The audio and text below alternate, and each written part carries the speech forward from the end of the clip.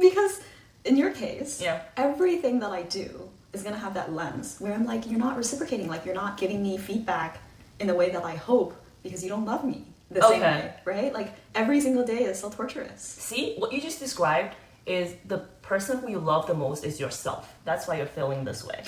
But Oh. I'm still looking at myself. Hello, welcome to another episode of Deeply Curious. I'm Dee. I'm cute. So today, well, it's been a while since I know. I'm not I used almost to this. forgot how we who's this where. Yeah. You know, after a series of personal troubles, we're back. And today we're here to talk about leftover ladies.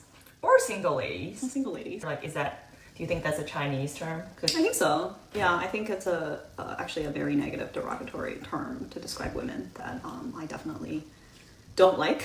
I think in China, as soon as you hit like 28, 25, maybe. It could be as early as 25. People consider you to be leftover. And the funny thing is, the higher your educational degree, the more leftover you are. Like by the time you graduate. But I have a theory for that. And I've seen a diagram that explains why. But before that, do we want to explain the snacks? Oh my god, I can't believe we forgot all the... Okay. Oh, it's been so long. I'm sorry. Okay, so making a comeback is the mochi bun. I actually saved the label so everybody can see that it's a proper snack. But it's one of my favorites. Okay, so this one I really, really like. It's the dry ramen. It's like dry ramen Yeah. chips. It used to be a very popular snack when I grew up in China. But they don't it's look super like good. this, though. They don't look like this. It's just like, you have to break it and shake it with some... It's like a ramen pack, right? And Yeah. You have to like squish it. And this one is actually quite good as well. It's a peanut ball. There's peanuts inside, but there's also like peanut butter, I think. It actually exceeded our expectation. It's very crunchy. I don't know. I think our snack collection is like the most successful part of the video series. To be honest. I'm also kind of hungry. Yeah. But back to leftover ladies. You said you had a theory. Yeah. So, I've seen a diagram where it explains why the higher education, like more successful women becomes leftover ladies. It's because women can always want to find guys who are better than them. But guys could be more compatible with women who's like less successful. Yeah, so women want to marry up. Exactly. Taller than them, So more successful than them. Yeah, so the tip of the women population who are more successful, more educated, it's hard for them to find better guys because those tip of the guys already settled with the second class, the next tier, not second class citizen, the next tier of ladies. This is also why, for guys, it's the lower educated population who will be left over the most. But yeah, if you draw a diagram, we'll just match this with so that you have your top of the ladies being left over and then you have the bottom of the guys being left over. I think that makes sense. Mm-hmm. That's like a very traditional view, though. I think here in the US, that term, first of all, it doesn't exist. Secondly, I feel like there's less anxiety about being 30 and single. I guess because technology enables you to do things like freeze your eggs, IVF, that it used to I actually be... know, I didn't think so when I was in my 20s, but nowadays it's Are you telling everyone your age now? Which is fine. She's no longer in her 20s. That was obvious. But yeah, now I actually have a lot of friends around me doing like IVF. I also have known people who just went to a sperm bank and then got pregnant by themselves. Yeah, I was gonna say that too. Like, not necessary to have a significant other if you really all you want is a kid. Sometimes maybe even less drama. Yeah, but I'm actually curious. I want the audience to tell me if there is such a thing or not in the Western culture. People definitely are less anxious, I would say, but I don't know. Let's say you are happy with your life otherwise, you're healthy, you have a good job, you're stable financially, but you have a set of standards, or rather you have like an ideal set of attributes, and you just have trouble finding a compatible partner for whatever reason. What do you do? But there are people that like you, right? So what do? Do you just stay alone? Or maybe you do end up liking someone, but they don't like you back. So like which one? I guess there's three choices. So you could choose to be alone. You could choose to chase after or be with someone who you know doesn't love you back, but you really, really love them. Or you could choose to settle with someone who loves you a lot. Then you're like... You don't feel that strongly about them, but you can settle. Right? Settle, yeah. in a stable life. Yeah. I mean, I can tell you right now that I would rather be alone. I need reciprocation. So like, I need the person to like love me back. So that rules out like the second scenario. And I can't be with someone that I don't feel that strongly about. So yeah, I'd rather be alone. I think that's the easy option. Being alone is the easy option? Being alone. Because if you're financially stable, that's actually a lot of the leftover or single ladies chose to do. They choose to be alone? Yes, I think. Otherwise, why would they be a single lady? Well, you don't know, because there might be people who are married or who are in a relationship, but they chose one of the other options. You know what I mean? Like, you only talk to the single ones. I don't think it's an easy option. I think, like, I know friends who belong to both of the other categories. Or maybe the people that I know of could fully support themselves. Like, it's not going to be, they don't rely on guys to make a living. But for me, I would argue, and it's going to be an interesting debate, I would argue for the hard one, which you go with someone you really, really love and who doesn't love you back the same way. And you know that. And I know that. Doesn't that bother you? Wait. First of all, this is like assuming that you can't marry someone who both you love each other, right? So this is the second tier of options. Like you can't find, this is all under that you can't find the most ideal compatible people. Okay. Yeah. Then I would argue for that. You just go with someone that you really, really love. And then they don't really love you back the same way. But what's your reason for being alone? Because in your case, yeah, everything that I do is going to have that lens where I'm like, you're not reciprocating, like you're not giving me feedback in the way that I hope because you don't love me the same way, right? Like every single day is so torturous. See, what you just described is the person who you love the most is yourself. That's why you're feeling this way. But I'm getting deep here, but think about someone that you really, really love. You even put that person in before yourself. Well, let's put some boundaries there. That hopefully you have a good taste. That's not an asshole who doesn't like torture you for fun or anything, right? They just don't love you that much. But or you're not their first option. Like yes. They actually in their mind they settle for you, and then they had someone probably they love really, really a lot, and they couldn't end up marrying that person. I can't stand that. Yeah.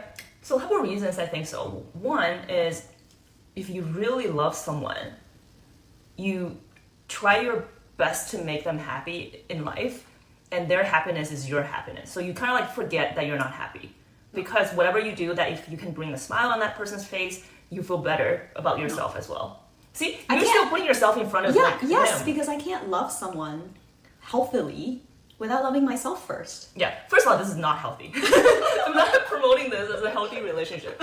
But that's one reason, is like I'm hoping that through the journey, like imagine like you're comparing to the other two options, right? If you're settling for someone, I would feel like, why am I here? So, but well, because they love you a lot. I can see the reason for settling for someone that really loves you, because like you just don't feel as strongly. It doesn't mean you don't love them. You just don't love them as much. But there's like they put you first. But I'm kind of like wasting my time with this person. I feel like because you feel like your emotion. Like they're not matching my energy or emotion level. But another reason is it's both a downside and an upside, which is like if you've ever had that experience of being in front of someone you really, really love and who doesn't love you back, you know that you're not yourself in front of them. Like you try to pretend to be someone else that's like better than yourself, right? That's one of the worst feelings. Like it could really make you really tired if you do that for a long time. But it actually makes you a better person in the end of the day. Like you just ended up like learning a lot. Are you speaking from experience or like? Maybe or may not be, but I'm just saying that. Like for example, if that person loves to read or something, like you ended up wanting to match that. Hopefully, all based on you have a good taste. Okay, don't find a boyfriend from the trash can. Just like find someone that you admire. Okay, why do you admire them? They have a successful career. So you become driven yourself as well, trying to match that. Even if that person leave you 5 years later, you're no longer the same level of like a class of person as before. You're saying assuming that you pick somebody who you are like sort of looking up to them for some reason, right? Hopefully that's why you love this person. And yeah. So they have some good attribute that you aspire. And because you want to, attract them, you make yourself better. You kind of fake it till you make it. Exactly. Okay? But you have to deal with the anxiety along the way of like, this is not really me, I'm pretending to be someone else. But if you really love that person, I guess that's not a like big deal. Or last point is that imagining this guy has someone they deeply love who's not you. and suddenly that person came back. And then this guy wants to marry that person instead. Where is this coming from? Like a whole drama. I like seriously thought about this. So that person wants to leave you. Okay. Very suspicious. I still think this is speaking from experience. I was like, how come I don't know about this? No. I'm just, thinking all the different angles. So that could be one of the reasons that people don't want to pick this option, is because they could leave you. Like, you have no control. They could leave you anything for another person. Heartbroken. Yeah. But then you think that all the days you spent with him before that day was a bonus. Like, you were not supposed to be with him. He wasn't gonna be with you. The fact that he's leaving, you just get all the time before that as a bonus. But if you're settling, then you're giving that bonus to someone else to cherish. Am I convincing? No, I like knowing about this beforehand, because let's say you choose to be with someone who you feel like you like them more than they like you, right? And you go in with this mentality, then every day is like a freebie. Yeah, exactly. From now on. That's what I'm right? saying. Rather than reflecting on it and feeling like you lost all of it. Yeah. If you start to switch into that mentality today, right? Let's say you have a crush and they're willing to be with you, but you know that they like someone else. Yeah. Maybe that's like your hesitation, right? Oh, but like, they like Alice, right? But then it's like, well, starting from today, they're willing to be with you. So But please don't take this as an advice if you like a douchebag. Asshole, because that could really hurt you. It's toxic. Right. It drags you down. Do find someone that you look up to for good reasons, inspires you to be a different person. Yeah, who's a good person. Yeah. And you get to spend the time and then learn from them and then like be a better person. That's my argument. Yeah. I'm not convinced, but I can see your angle. Good enough. Because I think that, using that same model, I think at the end of the day, I don't have to like someone who's better than me for me to aspire to be better, right? I know my strength. I think I know my weaknesses, like growth areas as well.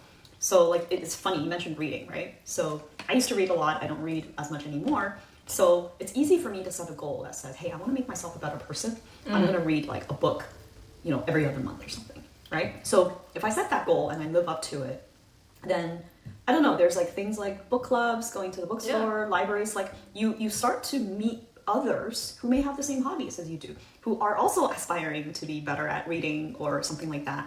Actually gives you opportunities to surround yourself with a better class of people. And I love that thought. Same with like working out, sports. Same with learning any sort of new skill. Even if it's like, I have some friends that go through like, CPA, CFA, like certification tests. And they meet people through study groups, like doing that together, right? But like the point is, there's a goal, there's like a life objective, and by bettering yourself, you actually meet others who are in the same shoes. And I really like that. And if you don't meet anybody, then you still end up being a better person at the end of the day. Well, the thing is, you assume that you will follow through that. You have the drive to like actually do that.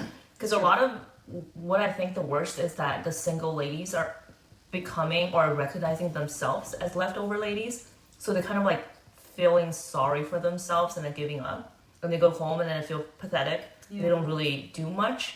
So maybe that's, some tips that we could offer. What do you think are some tips that we can offer to the single ladies to not become the leftover ladies? So I think what you said, like there's some kind of a vicious cycle, right? Because you feel shitty about yourself, you kind of just go home and maybe like, you sulk. When we sulk, we tend to just watch TV and like eat a lot of snacks, which, doesn't help with really like anything, right? Doesn't help with weight or self-image, if you care about that. Most of us do to a certain extent. So why are we eating this? Because it's delicious. It makes me happy, okay? And I'll go work out tomorrow or something. But anyway, like the idea is then your self-image suffers and then you get even more depressed. Yep. And then you get even more reluctant to go out and meet new people because you feel like your self-image is not good. So you get stuck in this vicious cycle. And I feel like it takes like a real leap of faith to really put yourself out there. That's the number one tip I have, which is you just have to pick one little thing, just like once, to put yourself out there. I don't know what it is, right? I mentioned a bunch of things, like joining a fitness class or going somewhere that you would never otherwise like go by yourself. I don't know, go to a bar or something, go to a concert. The thing is, when you go to these things by yourself, you're actually a lot likely to be approached by others. Really? Which is not necessarily a bad thing. You don't need a win guy or win woman? What I heard is that sometimes when you're alone, then people actually tend to pay attention to the fact that you're alone and maybe want to strike up a conversation, whereas it's a little intimidating if you're in a group. And if you look like you're already engaged in, you know, a conversation or like with your existing group of friends. But I wouldn't normally trust that person. I know, but I feel like I'm a weak target then. I agree. Yeah. But I think my point is, I think, is more psychological rather than about the outcome, right? The psychological part of it is sometimes something good does happen, and it just takes something to break the pattern, I guess. Start somewhere. Start small. Yeah. Depends on. I think the tip sort of depends on the reason, right? Yeah, I was going to say that. Do you think it makes sense to actually examine why this person became? I think it does. Lady? Because some got hurt by assholes, and they don't believe in, they don't trust in a relationship anymore. Yeah. And I understand that, and I think that sometimes this takes time to heal.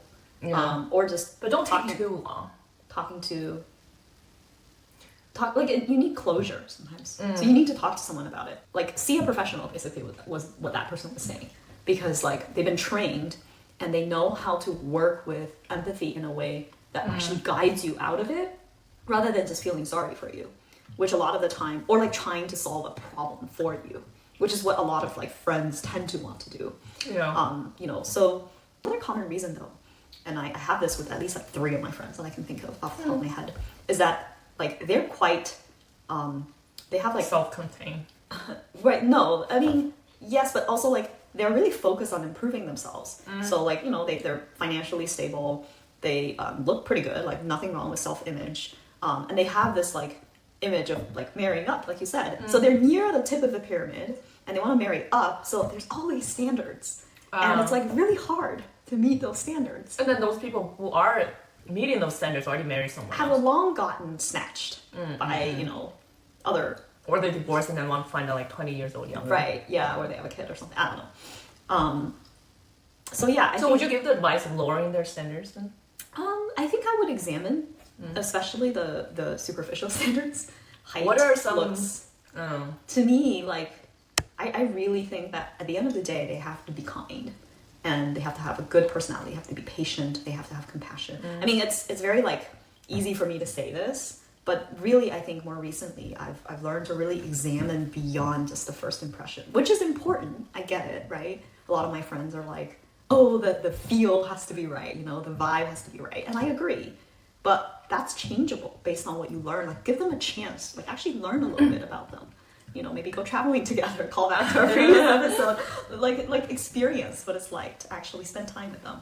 Actually, as I grow older and older, I feel like when I meet a guy, my thought process changed. When I was younger, I would think, oh, do I have a crush on this guy? Like, is this someone that I'd be really fun to hang out with? As I grow older and older, the first question pop up normally is this guy a marriage material? Like, you just hear about different things now. Yeah. But for people who are not at this stage, they still want to find that excitement, and even when they're maybe like, I don't know, 30, 40, 50 still, I guess it's hard to change. Yeah, I think it's fine to have like... I wouldn't convince them to like, oh, just like change your standard, or... Because it's not themselves anymore. It's not realistic. Yeah. They can fake it for a period of time, but then they will regret it. Probably. Yeah, I mean, that's why I'm like... It's hard, but like just try to re-examine what really matters to you, right? Even look around you, right? Like the types of friends that you have that you really enjoy hanging out with. Like, why do you enjoy hanging out with?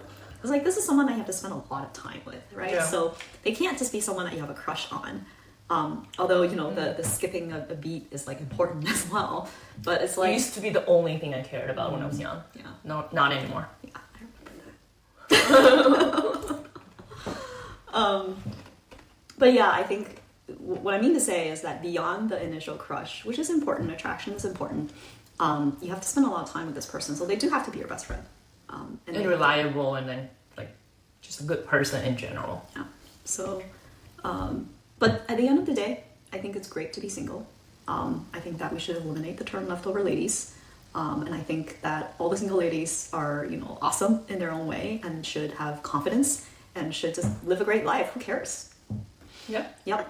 But I'd love to hear from some of them. So hopefully in the future episodes we get some guest speakers with us. And we Yeah, can that's directly. gonna be really fun. Yeah. I want to hear why they are who they are and then what do they really care about. Yeah. So stay tuned for that. Yeah, we'll bring someone in for that. Cool. Okay. That's it Until for next this one. time. Bye.